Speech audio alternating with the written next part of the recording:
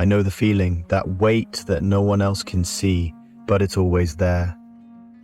It's the kind of heaviness that follows you through the day, lurking just beneath the surface. Maybe it's the memory of things that happened long ago, or the quiet pain of what you're still carrying. But no matter how much you try to push it down, the weight of suffering always seems to find its way to the surface, affecting the way you move through life. We've all been through something. Some of us have experienced moments of grief, trauma, or hardship that changed us in ways we might not even fully understand. And it's not just physical scars that linger. It's the emotional and psychological marks that reshape how we see the world and ourselves. Sometimes it's easier to pretend that we're fine, to push through the pain, to keep going, because that's what we've learned to do. But deep down, there's something still broken, something still healing. There's a well-known study by Bessel van der Kolk, a leading trauma researcher, that found trauma literally changes the way our brain works. It can affect how we experience emotions, how we respond to stress, and how we trust others.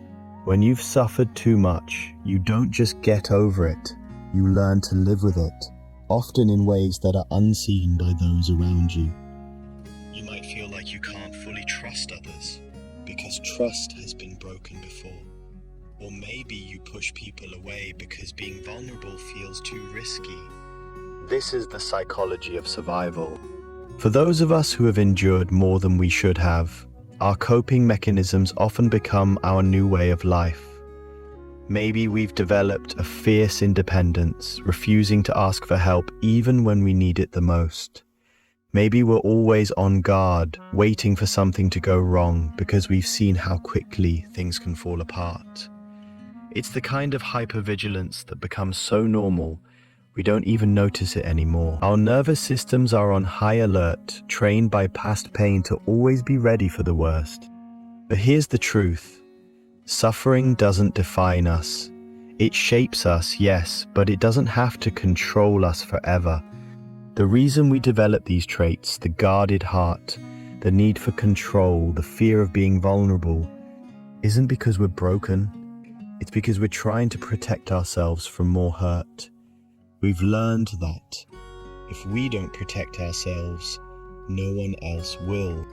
The first step in healing isn't about erasing the pain. It's about acknowledging it, understanding why we are the way we are, and recognizing that our past doesn't have to control our future.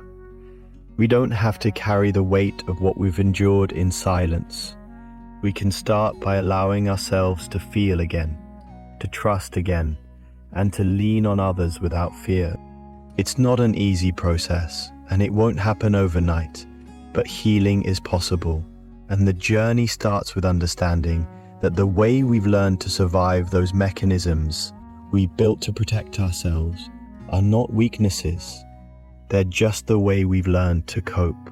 Now it's time to turn those coping mechanisms into strengths, to heal from the inside out. If you're tired of carrying this weight, if you're ready to heal, you're not alone. Together, we can face what we've been through, and we can move forward with the knowledge that the best parts of ourselves are still intact, waiting to be discovered. Pain, especially emotional pain, is unlike any other experience. It's not something you simply get over. It changes you.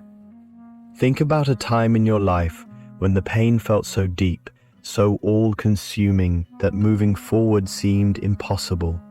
Maybe it was losing a loved one, a betrayal that shattered your trust, or an experience so traumatic that it left a scar in your soul. These kinds of pain leave more than just memories. They leave deep, emotional wounds. But have you ever wondered why this pain changes us?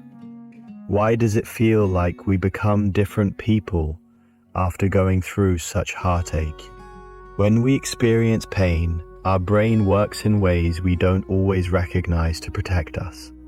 One of the brain's responses is to alter how we see the world and the people around us.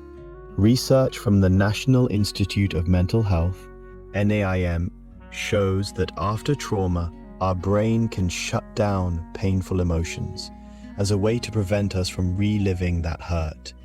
In essence, our mind tries to protect us from the overwhelming feelings that trauma can bring. This mental protection leads to what psychologists call hypervigilance, where we're constantly on edge, always scanning our environment for potential danger. If you've been through significant pain, you might find yourself feeling more cautious even when there's no real threat. It's like your brain is programmed to expect something bad to happen at any moment, so you stay alert. This is not a weakness, it's a survival instinct, your brain's way of keeping you safe when it has learned that danger can appear unexpectedly. Hypervigilance is just one example of how emotional pain can affect our mindset. When we've been hurt, it becomes harder to trust people and situations, even when there's no reason to be afraid. Brené Brown, a well-known researcher on vulnerability, points out that after emotional pain, people often isolate themselves and build walls to avoid being hurt again. You may have noticed that after being let down in the past, you now have a hard time opening up or trusting others. It's not that you want to shut people out, it's that you've learned to protect yourself by keeping your heart hidden. These changes to our mindset are often invisible to others. On the outside, we may seem fine, but deep inside, we're carrying emotional burdens we've learned to hide. And the truth is, we may not even realize how much the pain has shaped us until we take a step back to reflect. We may have built walls around our emotions, not realizing that we're doing it as a way of protecting ourselves from further hurt. Pain affects each of us differently, but one thing is certain, it changes how we see ourselves and how we view the world. While these emotional changes may feel like flaws, they are actually coping mechanisms our brains use to survive. Understanding this can help us realize that we are not broken, just changed. And it's okay to take time to heal, to feel safe again, and to rebuild trust not just with others, but with ourselves. People who have suffered too much in life often develop certain psychological traits that are shaped by their experiences. These traits are not always visible, but they deeply influence the way they interact with the world. After enduring pain, trauma, or hardship, it's natural for someone to start viewing their environment and relationships differently. One of the most common traits is hypervigilance. People who have been hurt often find themselves constantly on guard, scanning for danger or anticipating harm. Their brain has learned to stay alert, as it once had to respond to a constant threat, even if no immediate danger is present. This heightened state of awareness can be exhausting and make it difficult to relax, even in safe situations. Alongside hypervigilance, trust becomes a major struggle. When you've been betrayed or hurt repeatedly, it becomes almost impossible to trust others. The fear of being hurt again leads to emotional walls being built. You might feel distant or detached, even from people who care about you. This is often seen as self-protection, a way to prevent further pain, but it can lead to isolation. People who have suffered too much may push others away, either because they are afraid of getting too close or because they believe that no one will truly understand the depth of their hurt. Over time, this can create a cycle where the very walls built to protect themselves end up keeping others out, making them feel more alone. In addition to difficulty with trust, those who have endured trauma often develop a tendency to suppress their emotions. For many, the pain is so overwhelming that they begin to bury it, not knowing how to process or express it. This can lead to emotional numbness, where they may not feel joy, sadness, or even anger the way they once did. Their emotional range becomes limited, and this can make it difficult to connect with others or even recognize their own needs. The longer this goes on, the harder it becomes to re-engage with their emotions, leaving them feeling detached from their own lives. Another trait commonly seen in those who have suffered is the feeling of being undeserving of happiness or love. After enduring so much pain, it's easy to internalize the belief that they are somehow broken or that their suffering is their own fault. This often results in a diminished sense of self-worth, making it hard to accept kindness or affection from others. They may feel unworthy of joy, love, or success, and even when they do experience these things, they may find it hard to fully embrace them. Moreover, people who have suffered too much often develop a heightened sensitivity to the pain of others. Because they know what it feels like to suffer in silence, they are often more attuned to the struggles of those around them. This deep empathy can be both a gift and a burden. On one hand, it allows them to connect with others on a profound level, but on the other hand, it can lead to emotional burnout. The constant desire to help or fix others, while admirable, can also deplete their emotional resources. Psychological research supports these observations. According to a study by the National Institute of Mental Health, trauma and emotional suffering can result in long-term changes to brain function, particularly in areas related to stress response and emotional regulation. These changes can manifest in behaviors such as hypervigilance, difficulty trusting, and emotional numbing. Trauma survivors may also experience post-traumatic growth, where they find new strengths and resilience in themselves as they work through their pain. Ultimately, people who have suffered too much often experience a complex mix of psychological traits. Their journey is not just about surviving, it's about learning how to manage the emotional scars that remain. Understanding these traits and acknowledging their origins is crucial for healing. By recognizing that these behaviors are coping mechanisms rather than flaws, they can begin the process of breaking free from the chains of their past and rebuilding their lives with a greater sense of hope and self-acceptance. Have you ever felt like you were holding everything together on the outside, while inside there's this quiet heaviness that no one seems to see? It's the kind of burden that's hard to put into words, but you feel it every day. After going through trauma or prolonged pain, we often build emotional defenses. These defenses help us survive in the short term, but over time, they become a part of who we are, and that's when they start to feel like a shadow hanging over us, affecting how we live, love, and relate to others. One of the most common things I've noticed, and probably you have too, is emotional numbness. When the pain becomes too much to handle, it's almost like a survival instinct kicks in, and we stop feeling. At first, it might feel like a relief, but soon you realize that by blocking out the bad, you also block out the good. It's like protecting yourself from the storm, but in doing so, you're also shutting out the sunshine. Research from the American Psychological Association suggests that long-term trauma can lead to this emotional shutdown, where the brain learns to suppress feelings to prevent overwhelm. It's meant to protect us, but it also makes it harder to feel joy or connect with others. Then, there's the wall we build around ourselves. It starts as a simple defense mechanism, a way to keep others from hurting us. But these walls grow taller, thicker, and harder to tear down over time. I've seen it in myself and in others, pushing people away, not because we don't care, but because it feels safer. When we've been hurt, letting others in feels risky. Vulnerability seems dangerous, so we isolate ourselves.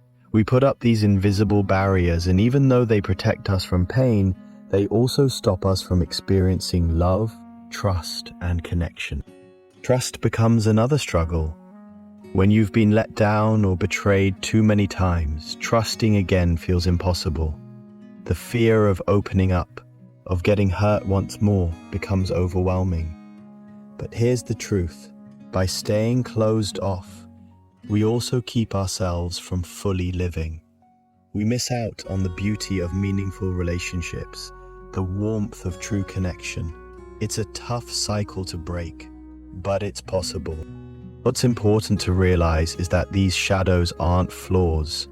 They're the coping mechanisms we've built to protect ourselves. They made sense when we were in survival mode, but they don't serve us anymore. They've become the invisible chains that keep us stuck in the past, preventing us from moving forward. The key to healing starts with acknowledging these shadows. We don't have to let them define us. Instead of hiding from them, we can learn to face them, break down the walls, and allow ourselves to feel again.